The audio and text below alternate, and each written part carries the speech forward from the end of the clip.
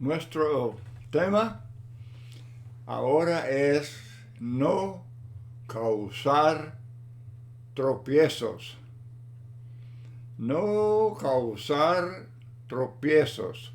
Hay muchos textos en la Biblia que nos dan esta advertencia. Desde luego, la Biblia condena el pecar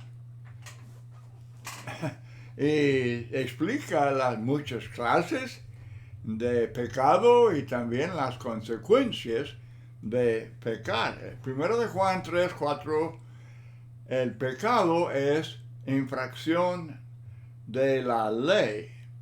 Y en la misma carta Juan dice, primer capítulo, versos 8 y 9, si decimos que no tenemos pecado, nos engañamos a nosotros mismos y la verdad no está en nosotros. Si confesamos nuestros pecados, Él es fiel y justo para perdonarnos los pecados y para limpiarnos de toda maldad. Pero al decir que todos pecamos, está hablando de, podemos decir, caer en pecado y luego, como dice Juan aquí, confesar el pecado, pedir perdón y ser restaurado. Porque él dice en el capítulo 3, verso 8, que el que practica el pecado es del diablo. El que practica el pecado es del diablo. El que persiste habitualmente practicando algo. Cuando él dice en versos 8 y 9 que tenemos pecado, él no está hablando de eso. Más bien está hablando de como eso de tropezar, de caer y luego confesar faltas y ser restaurado. Ahora, entonces, no solamente pecamos, como dice Juan, pero aquí está el peligro muy serio, muy grande, el peligro de causar que otros tropiecen, que otros pequen. Vamos comenzando con el caso de Balaam. Es un nombre muy conocido al estudiante bíblico. En Números capítulos 22 y 24,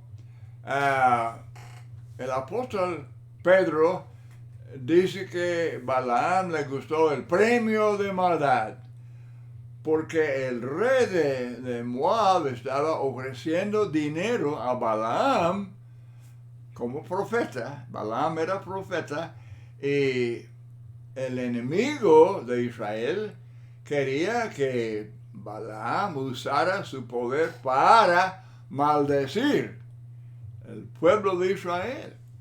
Él era muy miedoso, él está temiendo la fuerza de ese pueblo y él quería destruirlos. Pero cada vez que Balaam abrió su boca para maldecir, Dios pronunció una bendición sobre el pueblo. Sin embargo, Balaam tenía otra táctica. Dice la Biblia en Apocalipsis 2:14 que Balaam enseñaba a Balac a poner tropiezo ante los hijos de Israel, a comer de cosas sacrificadas a los ídolos y a cometer fornicación. Él no pudo simplemente maldecir el pueblo porque cada vez que abrió su boca para maldecir, pues salieron palabras de bendición. Ahora, Números 31:16, por consejo de Balaam, las mujeres madianitas fueron causa de que los hijos de Israel prevaricasen o pecaran contra Jehová en lo tocante a Baal peor, por lo que hubo mortandad en la congregación de Jehová. Y dice Números 25:9, murieron de aquella mortandad 24,000. Eso fue el castigo por su apostasía. Desde luego, Israel pecó y era responsable delante de Dios por su pecado, pero Balaam era doblemente responsable porque él era la causa de esa maldad. Porque él enseñó a Balac y a los madianitas cómo ellos podían seducir al pueblo de Israel a cometer pecado, apostasía, idolatría, fornicación, y entonces Dios iba a castigar severamente. 24,000 murieron. Así es la obra. Hermanos y amigos, así es la obra de cualquier falso maestro. Él peca y hace pecar a cuantos, a todos los seguidores, a todos los que son ciegos siguiendo al ciego, todos los que queden engañados por su falsa doctrina. Él peca y hace pecar a otros muchos. Entonces todos los hombres, sean quienes sean, algún hombre que enseñe falsa doctrina, sea sacerdote, pastor, evangelista, el que sea, pecan y hacen pecar a sus seguidores. Hechos capítulo 20, 29 y 30. El apóstol Pablo, hablando a los ancianos de Éfeso, él dice: porque yo sé que después de mi partida entrarán en medio de vosotros lobos rapaces. Lobos de dos patas. No cuatro. Lobos rapaces, que no van a perdonar al rebaño. Y de vosotros mismos se levantarán hombres que hablen cosas perversas para arrastrar tras sí a los discípulos. Ellos pecan y hacen pecar a los discípulos. Yo sé que podemos comentar que, bueno, no deben permitir que les engañen. No deben permitir esto o aquello. Pero el punto es, estamos hablando de lo que pasa. Estamos hablando de lo que sucede. Y la verdad es que hay muchísimos falsos maestros y tienen miles y millones de seguidores ciegos que siguen a los ciegos. Romanos 16, 17, mas os ruego, hermanos, que os fijéis en los que causan divisiones y tropiezos. Romanos 16, 17. Los que causan, son la causa de divisiones y tropiezos en contra de la doctrina que vosotros habéis aprendido, y que os apartéis de ellos. No dejar que ellos hagan su obra de destrucción, dividiendo las iglesias y destruyendo almas. Porque es lo que hacen. Ellos pecan y hacen pecar a sus seguidores. Lamento, me duele decir esto, pero entre nuestros propios hermanos, durante mi vida, yo he tenido la experiencia amarga de ver a mis hermanos hacer precisamente esto. han inventado cosas sectarias, cosas que no son bíblicas. Por ejemplo, alguna iglesia patrocinadora, como una iglesia central que se encargue del dinero de muchas iglesias para hacer cierta obra de evangelismo o de benevolencia. Y los que hacen eso pecan y hacen pecar a todos los que se someten a su plan. Malaquías 2, 7, 8, los labios del sacerdote han de guardar la sabiduría, y de su boca el pueblo buscará la ley, porque mensajero es de Jehová de los ejércitos, mas vosotros os habéis apartado del camino, habéis hecho tropezar a muchos en la ley, habéis corrompido el pacto de Leví, dice Jehová de los ejércitos. Hermanos y amigos, Dios toma nota, Él observa, se fija en los que causan divisiones y tropiezos entre su pueblo. Y darán cuenta. En el día final darán cuenta a Dios. El caso tal vez el mejor conocido en cuanto a esto de pecar y hacer que otros pequen es el caso del rey Jeroboam. Primer Reyes 14, 16, y él, Dios, entregará a Israel por los pecados de Jeroboam, el cual pecó y ha hecho pecar a Israel. Ahí está exactamente lo que estoy enseñando. Estoy enseñando el mal doble. Uno peca y hace pecar a otros. ¿Y cuántos lo hacen? Jeroboam pecó, pero eso no fue el fin de la cosa. Él pecó, pero hizo pecar a Israel, porque le seguían en su maldad. Así es que él era doblemente responsable delante de Dios por la apostasía del pueblo. Su pecado se explica en 1 Reyes 12, 26. Dice, es mucho para vosotros, dice Jeroboam al pueblo, ya se han apartado de Jerusalén y el templo y la ley de Moisés. Y dice Jeroboam al pueblo, es mucho para vosotros subir a Jerusalén. He aquí vuestros dioses, becerros de oro en el pueblo de Dan y Betel. He aquí vuestros dioses, oh Israel, los cuales te hicieron subir de la tierra de Egipto.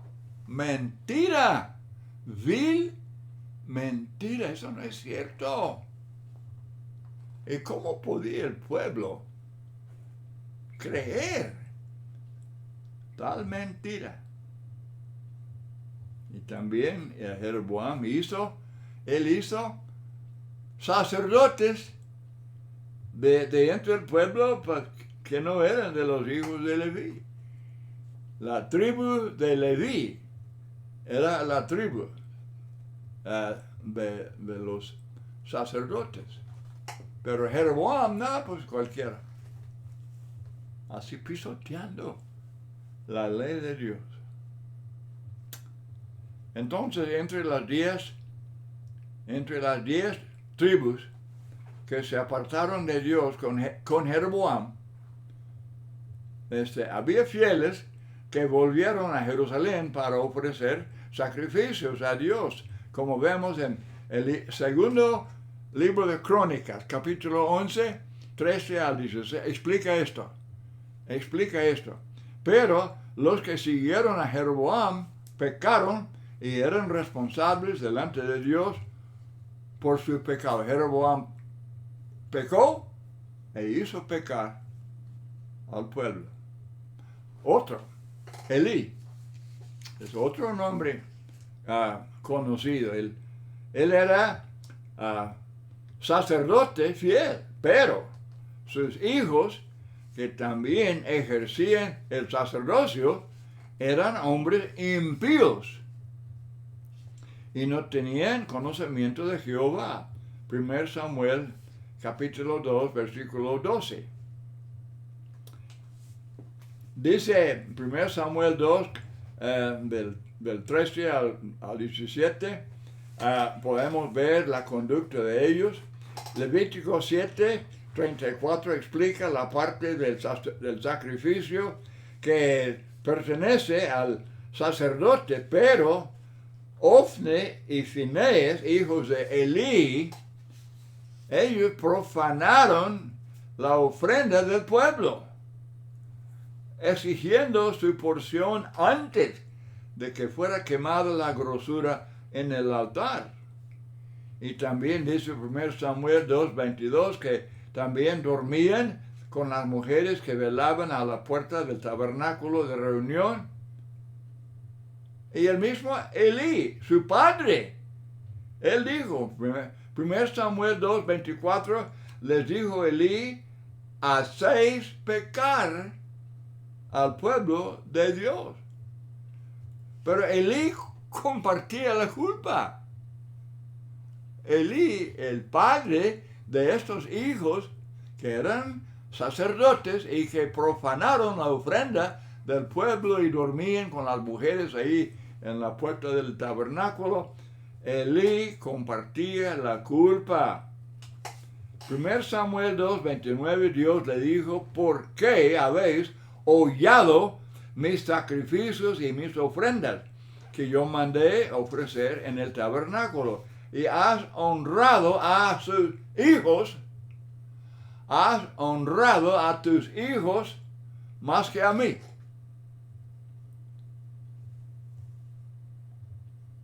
Engordándoos de lo principal de todas las ofrendas de mi pueblo Israel. ¿Cómo honraba Elí a sus hijos más que a Dios? 1 Samuel 3:13 explica. Yo juzgaré su casa para siempre por la iniquidad que él sabe, porque sus hijos han blasfemado a Dios y él no los ha estorbado.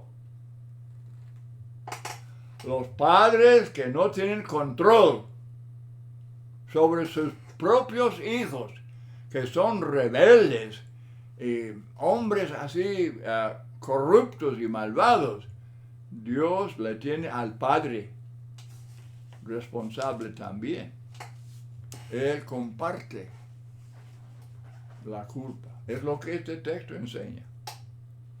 Y esto nos debe sacudir un poco, pensando en la obligación de tener hijos. El matrimonio es de Dios, la familia es de Dios, pero Dios requiere que el matrimonio, todo aspecto del matrimonio, que estemos sujetos a la voluntad de Dios. Criar a los hijos en el temor de Dios. Criar a los hijos en sujeción a Dios. Porque si no, entonces ellos se apartan, se alejan, han sido descuidados espiritualmente y los padres comparten la culpa.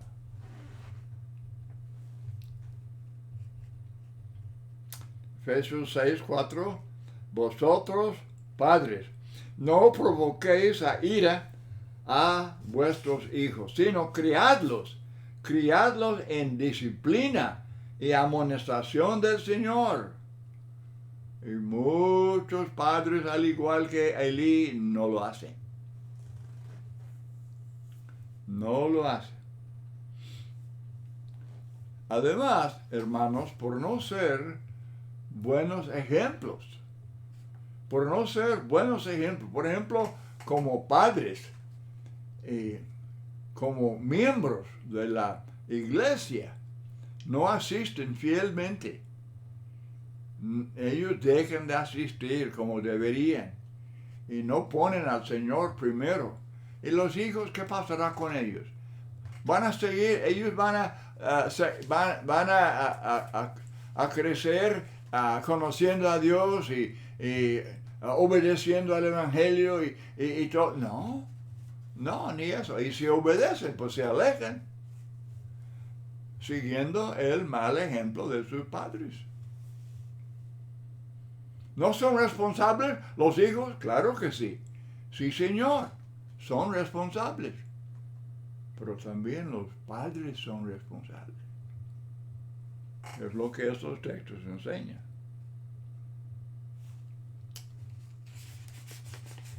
Casi sin excepción, tales hijos dejarán de asistir. Si los padres no asisten fielmente, si ellos ponen el empleo, el trabajo, el negocio primero, o ponen la visita o las salidas, las vacaciones y todo, y descuidan la iglesia, descuidan la asistencia, descuidan la cena del Señor, los hijos,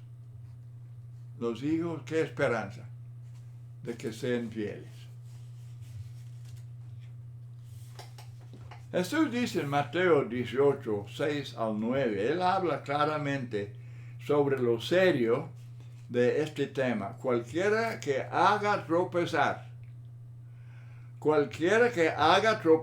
a alguno de estos pequeños que creen en mí, mejor le fuera que se le colgase al cuello una piedra de molino de asno y que se le hundiese en lo profundo del mar.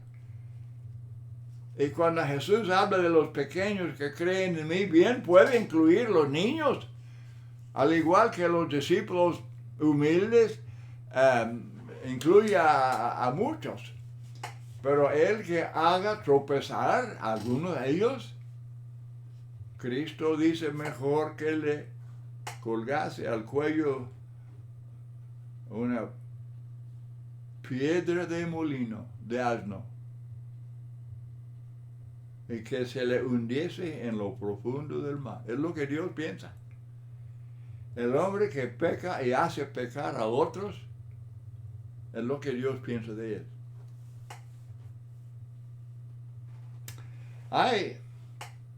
Hay maridos incrédulos que se oponen a que sus esposas obedezcan al Evangelio, o si obedecen, se oponen a que sean fieles en la asistencia.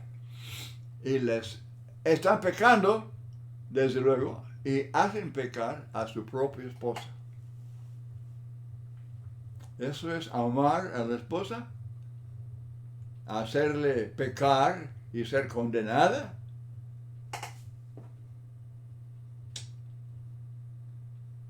Estos ingratos, ¿por qué no escogen mujeres de la calle? Oh, no, yo quiero buena mujer. Yo quiero una buena esposa, buena. Ok, y luego ella busca a Dios. Ella quiere la iglesia. Ella quiere ser cristiana. Oh, no, hay que, yo quiero que haga esto y que haga aquello, que la iglesia no importa. ¿Qué actitud es esa? Actitud diabólica. Quiere algo y luego obra en contra de lo que ha escogido. Si quiere mujer de la calle, que se case con mujer de la calle. Y si se casa con mujer así noble, respetuosa, obediente a Dios, que la acepte así. Y que viva con ella de acuerdo a su fe en Dios. Pecan y hacen pecar a sus esposas. El caso de aquel que repudia a su mujer. Cristo dice en Mateo 5:32, yo os digo que el que repudia a su mujer, a no ser por causa de fornicación, hace que ella adultere. Él hace que ella peque. ¿Qué le parece? Hermanos, esto se llama divorcio, se llama separación, divorcio, abandono, lo que sea. Pero Dios junta a un hombre con una mujer y dice que son una sola carne y que nadie los separe. Que sigan así juntos hasta que la muerte los separe. Y luego el hombre enamorado de otra mujer, él se separa de ella, repudia, rechaza a su esposa y hace que ella adultere.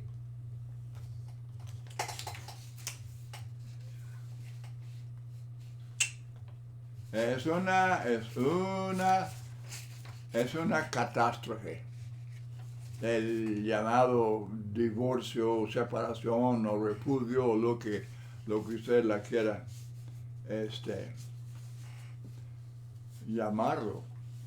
Ella peca, pero el marido, el que la repudió, seguramente comparte la culpa y Dios lo tendrá responsable.